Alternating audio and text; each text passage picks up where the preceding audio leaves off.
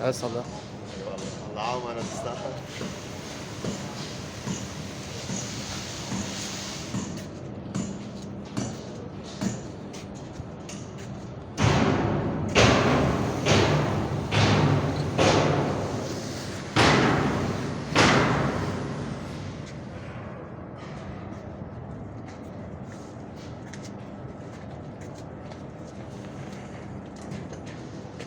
Tamam.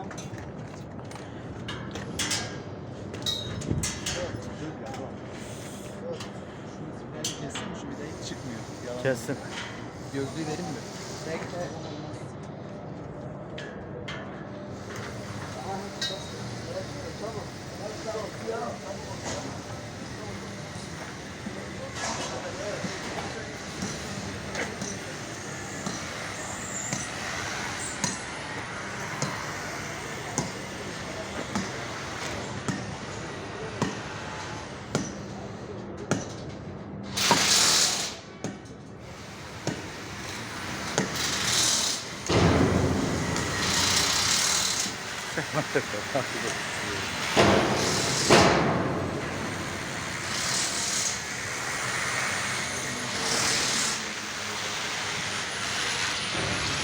El sallayın.